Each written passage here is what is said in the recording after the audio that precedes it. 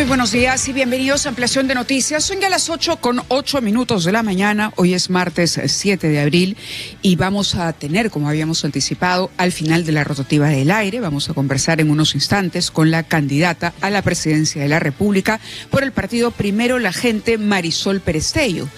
Se ha destacado mucho su participación en el último debate. De hecho, vamos a conversar con ella sobre las propuestas que todavía podemos compartir con ustedes a estas alturas, porque estamos en una semana decisiva. Han empezado ya a regir ciertas restricciones y las campañas se cerrarán hacia el jueves, si no me equivoco, ¿no? El día jueves terminará ya los candidatos de hacer campaña y me imagino organizarán, por supuesto, ya tenemos información de algunos, mítines y concentraciones para decir lo último que tengan que decirle a los electores antes de ese día clave que es el 12 de abril, domingo. Pero además conversaremos también más adelante aquí en el programa con candidatos al Congreso. Es importante, recordemos que no hay segunda vuelta para el Congreso de la República. El Congreso lo elegimos el domingo y ya, la presidencia. Seguramente irán dos candidatos a la segunda vuelta, pero en el caso del Congreso ya las curules se podrían definir este domingo 12 de abril. Fernando, buenos días. Buenos días, Mávila. Buenos días a los que nos escuchan por radio, nos ven por televisión y por redes sociales. Antes de entrar a los temas políticos, quisiera recordar que hoy es el Día Mundial de la Salud, jornada que se celebra desde el fin de la Segunda Guerra Mundial con la creación de la Organización Mundial de la Salud. No está atravesando el mejor de estos momentos. Estados Unidos, bajo Donald Trump, ha decidido retirarse de este organismo multinacional que hoy quiere celebrar el día de hoy, dedicado sobre todo a la búsqueda de apoyar a la ciencia. La medicina es, claro, un médico que cura, que mira, pero necesitamos cada vez más ciencia y estamos descubriendo cosas extraordinarias que permiten un futuro promisorio si la medicina se aplica a todos los seres humanos y no se restringe solamente a un sector. Pero vayamos a lo concreto de hoy, que como los ha adelantado Mávila, tiene que ver con una entrevista con la candidata presidencial Marisol Perestello de Primero la Gente. Ella se encuentra en Bagua. Marisol, muy buenos días y bienvenida. Muchas gracias por atender la llamada de RPP. Muy buenos días y muchas gracias a ustedes, Fernando, Mávila. En realidad ya estoy en Jaén, salimos de Bagua muy temprano. Muy bien. De acuerdo. ¿Cuáles son las actividades que ha desarrollado en Bagua? Tenemos aquí una agenda, usted está en Bagua, pero continuará, me imagino, recorriendo el país hasta que llegue a Lima finalmente para cerrar la campaña acá. Sí, estuvimos en Chachapoyas, en realidad el día de ayer, en un encuentro en la Casa del Maestro, pero también en un encuentro con militantes, hicimos por supuesto una caravana, hablamos de los procesos regionales porque también están en curso en paralelo, después fuimos a Bagua Grande a reunirnos con la militancia y en la zona de la carretera hicimos una caravana y después estuvimos en Bagua Capital, ya está terminando la noche, y ya hoy hemos venido para Jaén. En Jaén tenemos a un senador que es el presidente de los cafetaleros a nivel nacional, Delqui Gutiérrez, y vamos a ir a visitar la cooperativa y a tener el encuentro de cierre con los jóvenes y con la militancia, y con eso cerramos regiones en Cajamarca y ya regresamos a Lima para ya las últimas actividades y el cierre el día jueves en la noche en San Juan del Lurigancho. Claro, ha sido sumamente dura contra el poder político actual. Su candidatura se ha caracterizado por eso, también la hemos escuchado en el debate.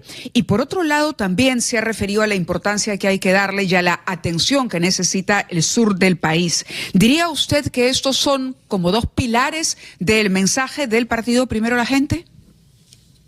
En el tema del sur hay un tema de justicia, ¿no? Igual que en Bagua. Las niñas violentadas sexualmente necesitan una investigación real y un compromiso del Ejecutivo que no existe, y las masacres del sur también necesitan justicia. Ese es un compromiso que se ejecuta el 28 de julio. Y en realidad eso compromete a todo el sur, que efectivamente yo viniendo del sur lo conozco bien por Tacna. Hay una ausencia de servicios, una ausencia de atención de parte del Estado, pero eso es una característica de todo el país, y mucho más en la selva, donde las grietas y las brechas son todavía más agudas y la desigualdad es mucho más, digamos, se siente mucho más, y la brecha de infraestructura y la brecha digital puede agudizar esa desigualdad y eso lo hace más peligroso. Y en el tema, yo no he sido dura, Mávila, duros han sido ellos, que no les ha importado ponernos de rodillas frente al crimen organizado. Yo lo que he dicho es la verdad. El rostro de todo lo que ellos han hecho es la extorsión y el sicariato. pero es su responsabilidad y hay que decir. Claro, me refiero a la firmeza de su crítica, a eso me refería, a la firmeza de su crítica del poder político actual. Y quisiera preguntarle con relación al sur, porque se mencionó en algún momento la posibilidad, por ejemplo, de establecer una comisión de la verdad. ¿Usted apoyaría una iniciativa de ese tipo para las víctimas del sur durante las protestas contra el gobierno de Boluarte? Sí, te ratifico el anuncio. El 28 de julio se crea esa comisión. No la apoyaría. Tendría que nacer del Ejecutivo y estar formada, por supuesto, por personas destacadas que hayan trabajado en memoria y en justicia y por víctimas, para que se pueda llegar a entender y establecer responsabilidad. Yo ya hice la denuncia penal ante la Corte Penal Internacional contra Dina Boluarte, junto con otros ministros, y hemos enviado toda la documentación porque era evidente que iban a buscar impunidad, que es otro signo de este Congreso y este Ejecutivo, ¿no? Leyes pro crimen, por un lado, leyes que garantizan crisis política permanente, más de 350 ministros, y destrucción de la persecución del sistema de justicia, o sea, garantía de impunidad. Eso es, en resumen, y por supuesto retroceso en derechos, destrucción de la calidad educativa. Ese es el resumen de la gestión de este Congreso, de Keiko, de Cerrón, de López Aliaga, de Acuña y de los 88 congresistas que pretenden repetir. Candidata Perestello, ¿y cómo podría hacer usted si fuese elegida presidenta y se encontrase con una mayoría que repita la correlación de fuerzas actual con esas bancadas? Precisamente, quizás no todas ellas, pero la mayoría sí. Como quienes han pensado este sistema electoral perverso han sido los miembros del Congreso y del Ejecutivo. Lamentablemente el ego de otros sectores hizo lo demás. Está diseñado para que quien pase a segunda vuelta tenga una mayoría importante en el Congreso. Esa es una primera garantía. Por eso nuestro pase a segunda vuelta nos garantiza una capacidad de hacer política sobre la mesa importante. Y si a eso le sumas que hay otros partidos democráticos que espero además pasar con otra segunda vuelta, el tema va a ser mucho más sencillo, porque hay consenso en el país de que esas leyes hay que derogarlas. Y hay que hacer política, pero política de verdad, la política de decir las cosas y las consecuencias de esas leyes. Y hay que movilizar a la calle con respeto, por supuesto, de sus vidas y con una policía y unas fuerzas armadas puestas a su servicio y sin atentar contra los derechos de otro. Y esas marchas contra el Congreso las tendré que liderar yo si es que el Congreso no entiende que con esa legislación no se puede seguir gobernando ese país. Esa es la prioridad, Fernando. No recuperamos el control del país y no hay nada que hacer. Tenemos que ir a una pausa. Marisol Perestello, retomamos nuestra conversación con usted sobre otros aspectos de la campaña electoral que está usted llevando a cabo. Vamos a la pausa, Mabel. Hacemos una pausa, son las 8:16.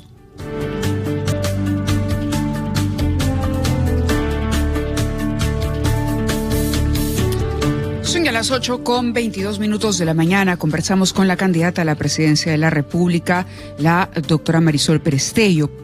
Ella va por el partido Primero la Gente y estábamos conversando, Fernando había dejado planteada la pregunta sobre la necesidad de un diálogo con las fuerzas que vayan a finalmente a ganar curules en el Congreso de la República, sobre todo para darle una cierta estabilidad al país. ¿Cómo observa usted esa posibilidad de acceder a la presidencia, de tender puentes en un Congreso que parece también será fragmentado como el que tenemos ahora? Mira, tender puentes es una de las cosas que yo he hecho siempre.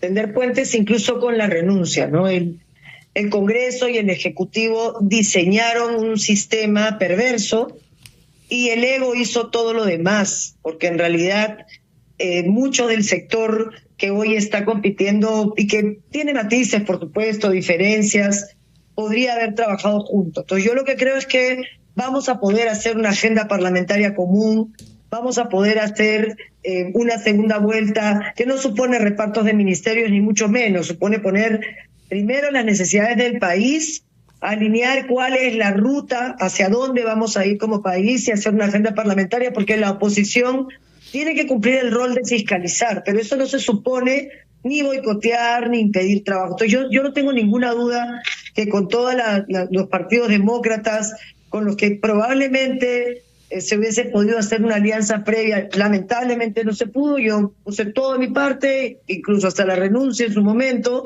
pero eso no significa que no haya una voluntad de trabajo conjunto por el Perú.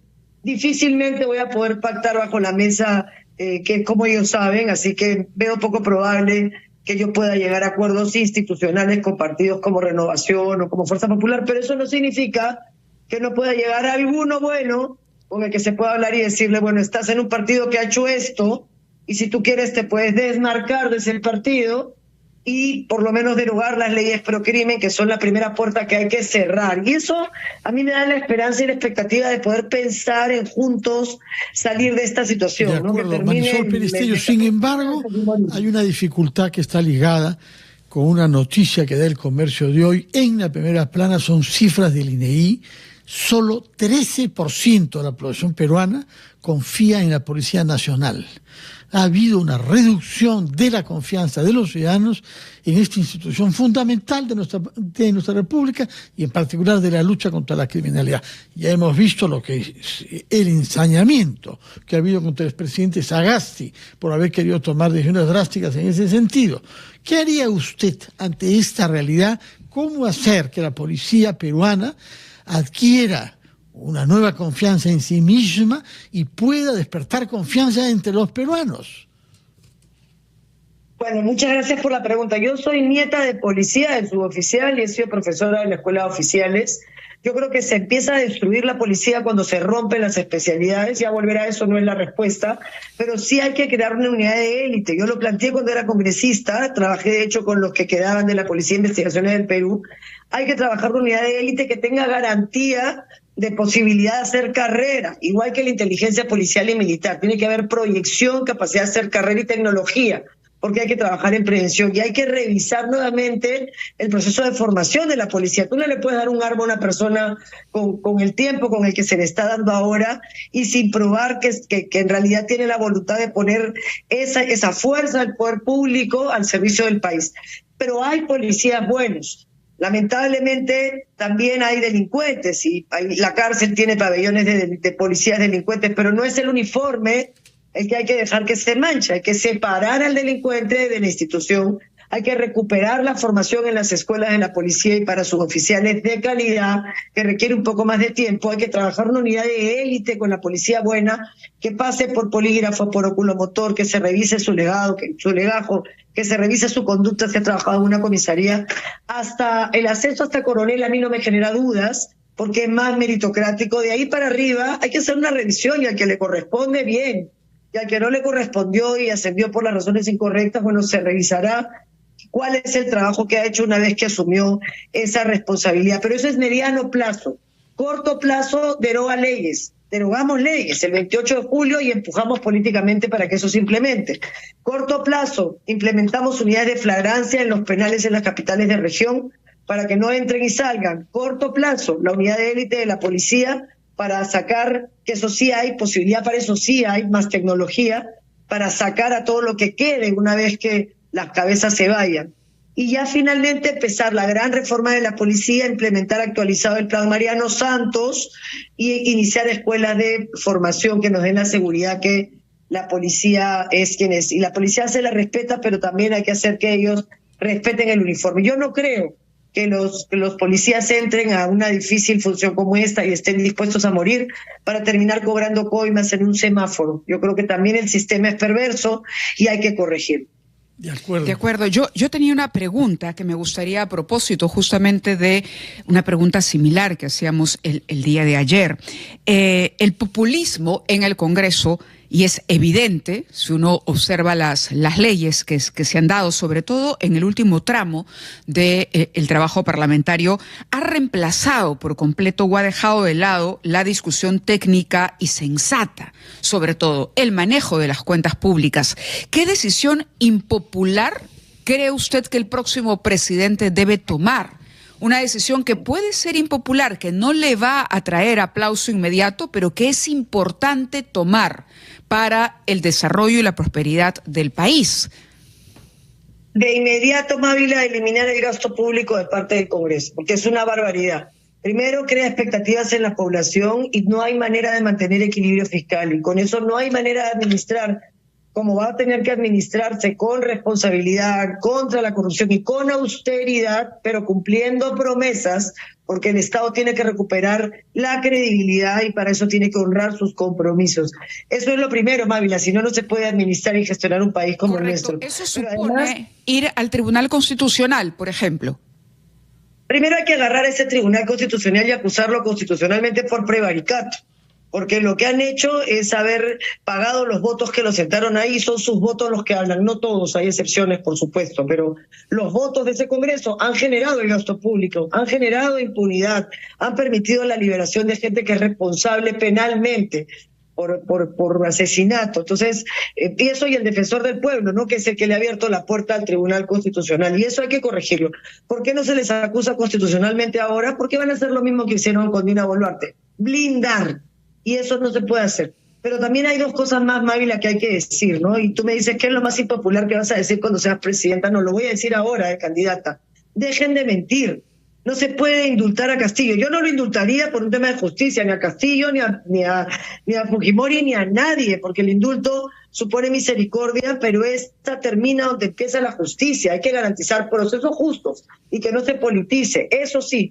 Pero es una mentira cuando se dice eso, les están mintiendo. Yo no lo haría, pero aunque se pudiera no lo haría, pero no se puede, porque para que haya indulto tiene que haber sentencia, y a Castillo recién lo están procesando. Entonces dejen de mentirle a la gente. Comprendemos eso. Permítame que le pregunte algo. Lo que son capaces de decir por votos. Sí. De acuerdo. Nos ha dicho usted que se halla en Jaén después de haber visitado Amazonas y que tienen un candidato que es un dirigente cafetalero. Jaén es considerada la capital del café en el Perú. Pero hay dificultades graves. Se dice incluso que hay 300.000 hectáreas dedicadas al café en el Perú y algunos sostienen que es más espacio que el cultivo de la papa. No sé si será verdad. Es una planta que viene del Medio Oriente, a diferencia de la papa, que es nativa. Pero hay dificultades graves que tienen que ver con los mercados internacionales que se cierran en parte a causa de la sospecha de que el Perú se sigue deforestando. Yo quisiera que nos diga qué le han comentado los actores del gremio cafetalero respecto de esta dificultad, porque el café lo producimos sobre todo para exportar. Muchas gracias por la pregunta. Efectivamente, estoy en Jaén. Delqui Gutiérrez es nuestro candidato al Senado regional, es el presidente de los cafetaleros a nivel nacional, y eso te demuestra que es quienes en realidad apoyan a primero a la gente, es eso, es el emprendedor, es el que resiste, el que sale adelante a pesar de que el Estado lo ignora. Y hay una cooperativa cafetalera acá que es la que ha permitido que Jaén, entre otras cosas, tenga el renombre y genere los puestos de trabajo y las oportunidades que genera para Jaén. Y hay un problema con los mercados que no solo pasa por lo que tú señalas, también pasa por el costo del flete. O sea, si algo hay que hacer es cerrar la brecha de infraestructura de transportes, porque eso nos va a permitir ser más competitivos y generar industria, porque eso te permite, por supuesto, crecer como país. Una de las mayores críticas y planteamientos que nos hace Delqui tiene que ver efectivamente con abrir mercados, tiene que ver con estándares, pero en realidad no es que se usen tierras deforestadas. Ese es uno de los objetivos de primero la gente, porque de hecho acabamos de hacer una presentación en la Amazonía peruana a propósito de una invitación en Pucallpa virtual, donde hay un compromiso concreto con reforestar. Eso sí se puede hacer y eso requiere una intervención directa del Estado, y eso supone trabajar agua, siembra y cosecha de agua, supone trabajar lo que está pendiente en Chinecas, lo que está pendiente en Majesiguas. Eso supone concentrarnos en lo que el Perú tiene hoy, que en realidad es el origen de la gran tragedia geopolítica que estamos viviendo con Trump. El petróleo, o sea, la seguridad energética, la seguridad hídrica y la seguridad alimentaria. Y el Perú puede garantizar esas tres cosas: seguridad energética, seguridad hídrica y, por supuesto, seguridad alimentaria. Y eso es agricultura. Y ahí está para nosotros. Marisol, quisiéramos proponerle algunas preguntas antes de que nos gane el tiempo para una respuesta corta de sí o no. En el caso de una descentralización que no ha caminado como debería caminar, ¿el gobierno central cree usted que debería intervenir en el manejo del presupuesto de los gobiernos regionales si es que estos demuestran incapacidad para ejecutar obras, sí o no? Sí, porque se aplica supletoriedad y porque lo que importa es que la gente reciba el servicio. Si tú no lo haces o lo haces mal, entonces sube a provincial, a regional o a nacional. La lógica debería de ser que lo haga el gobierno local, pero hasta que las capacidades no se hayan trasladado y hasta que se pierda plata en expedientes técnicos, más por negocios que por objetivos reales, hay que hacer que la gente tenga lo que necesita: agua, salud, educación. Ese es el objetivo. Subsidiariedad, por supuesto, pero también supletoriedad. Marisol, una respuesta concreta, sí o no, por favor. ¿Sería útil que el Perú denuncie el Pacto de San José para poder aplicar la pena de muerte contra violadores y contra sicarios? De ninguna manera. Primero arreglemos el sistema de justicia y después discutimos la pena de muerte. Pero salir de la Corte no tiene ningún sentido práctico y además nos convierte en un paria a nivel regional. Muy bien. Muchas gracias, Marisol Perestello, candidata de Primero la Gente, que nos ha contestado desde Jaén, en Cajamarca. Fernando, solamente permíteme en estos pocos minutos agradecer el respaldo de la gente, que en realidad es un estímulo, es importante, la ilusión, y solamente pedirles que voten con confianza, que no les metan miedo, voten con ilusión, pero eso sí, con el compromiso de que esto es el trabajo de todos y de todas. Muchas gracias. Soy Primero la Gente y quiero ser tu presidenta. Gracias, Fernando. Gracias, Maris. Gracias, Marisol. Y mucha suerte en los últimos días de esta campaña. Muy amable por atender las preguntas de RPP. Son las 8:35.